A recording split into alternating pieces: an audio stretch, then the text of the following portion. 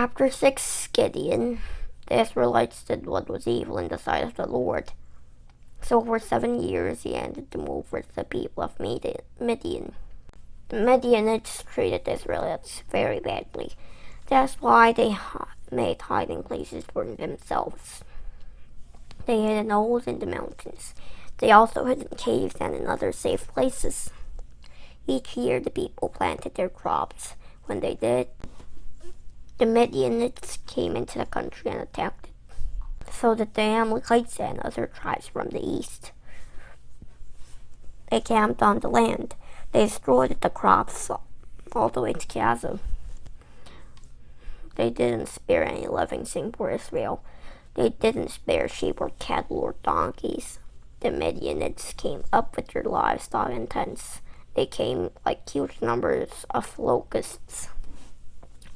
It was impossible to count the men and their camels. They came into the land to destroy it. The Midianites made the Israelites very poor, so they cried out to the Lord for help. They cried out to the Lord because of what the Midianites had done. So he sent a prophet to Israel. The prophet said, "The Lord is the God of Israel. He says, I brought you up out of Egypt. That's the land where you are slaves. I saved you from the power of the Egyptians.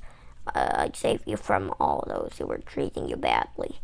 I drove out the Canaanites, made room for you. I gave you their land. I said to you, I am the Lord your God. You are now living in the lands of the Amorites. You do not worship their gods, but you have not listened to me." The angel of the Lord came. He sat down under an oak tree in Ophrah. The tree belonged to Joash. He was the family line of Abiezer. Gideon was crushing wheat in a winepress at Ophrah. He was the son of Joash. Gideon was crushing in a winepress to hide the wheat from the Midianites. The angel of the Lord appeared to Gideon.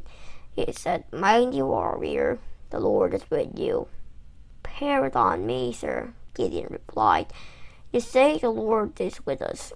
Then why has all this happened to us? Where are all the wonderful things he has done? Our people of long ago had told us about them." They said, "Didn't the Lord bring us out of Egypt? But now the Lord has deserted us. He has handed us over to Midian." The Lord turned to Gideon. He said to them, "You are strong. Go and save Israel from the power of Midian. I am sending you." "Pardon me, sir," Gideon replied, "but how can I possibly save Israel? My family group is the weakest in the tribe of Manasseh, and I'm the least important member of my family." The Lord answered, "I'll be with you, so you will strike down the Midianites. You'll leave no one alive." Gideon replied, If you are pleased with me, give me a special sign. Then I'll know that it's really you talking to me. Please don't go away until I come back. I'll bring my offering and set it down in front of you." The Lord said, "I'll wait until you return." Gideon went inside and prepared a young goat. From 36 pounds of flour, he made bread without using yeast. He put the meat in a basket. In a pot, he put soup made from the meat. Then he brought it of it and offered to the Lord under the oak tree. The angel of God said to Gideon, "Take the meat and the bread, place them on this rock, then pour out the soup." So Gideon did it. The angel of the Lord had a walking stick in his hand. With the tip of the stick he touched the meat and the bread. Fire blazed out of the rock.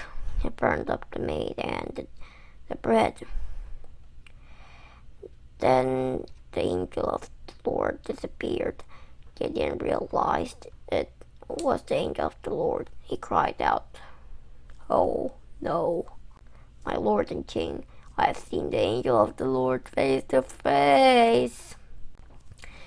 But the Lord said to him, "May peace be with you. Do not be afraid. You are not going to die." So Gideon built an altar there to honor the Lord. He called it "The Lord is Peace." It still hangs in Ophrah to this day. Ophrah is in the territory that belongs to the family line of Abiezer. That same night the Lord spoke to Gideon. He said, "Get the second bull from your father's herd. Get the one that is 7 years old. Tear down the altar your father built to honor the god named Baal. Cut down the pole beside it. The pole is used to worship the female god named Asherah. Then build it right behind the altar. Build it to honor the Lord your God. Build it on top of this hill.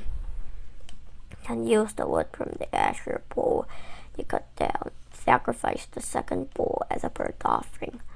So Gideon went and got 10 of his servants. He did just as the Lord had told him. But he was afraid of his family. He was also afraid of the people in the town.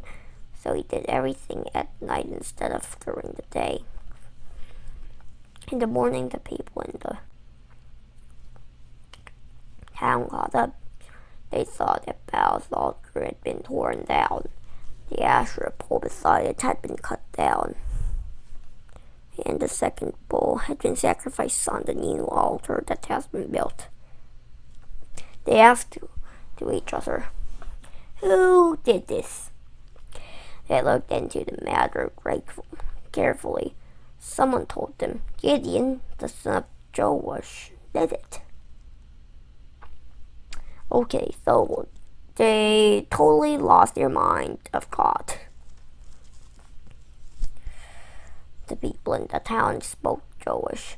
They ordered him, "Bring your son out here. He must die. He has torn down Baal's altar. He has cut down the Asherah pole beside it.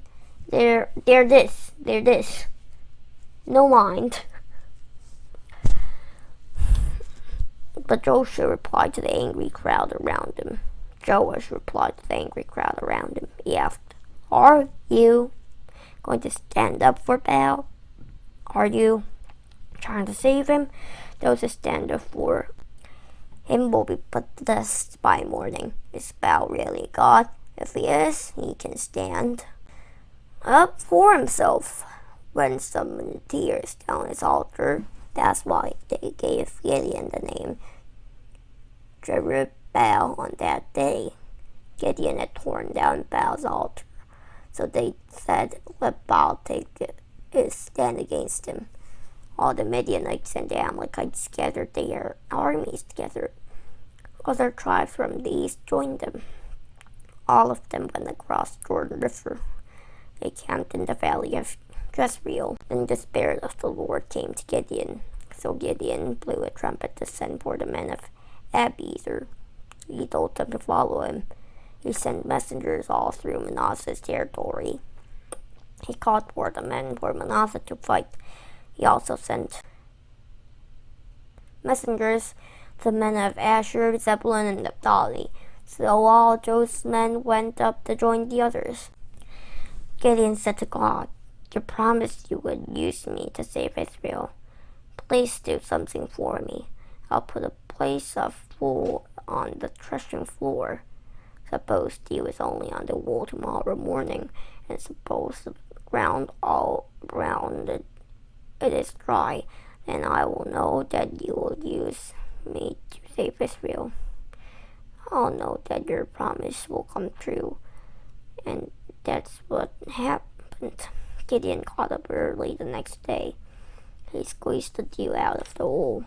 The water filled the bowl. Then Gideon said to God, "Don't be angry with me. Let me ask you just one more thing. Let me use the wool for one more test. But this time make the wool dry, and the ground will be covered with dew. So that night God did it. Only the wool was dry. The ground all around it was covered with dew. Baal and Asherah. Life in Bible times. The statue called Baal was the chief Canaanite god in Old Testament times. Asherah was the chief goddess. Her sign was a tall wooden pole. Gideon destroyed the altar of Baal and cut down the Asherah pole. Then he built the right kind of altar. Judges 6, part 26. To use and worshiping the true God instead of these false gods. Life in Bible times. Gideon. Gideon was a strong fighter. He was a great leader too. Sometimes Gideon was afraid, but he trusted and obeyed God. His army of only 300 men went to war with their enemies. Gideon won a great battle against the army of Midian.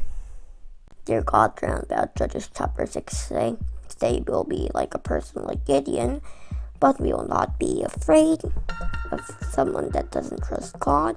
We will not be afraid, and we will trust the Lord, and we will worship you, follow you, and always remember you. Think always, and we will be like a person like Gideon, but not afraid." Amen. Okay, I gotta say goodbye, so thanks for watching my videos. I hope I see you next time, so goodbye, see ya.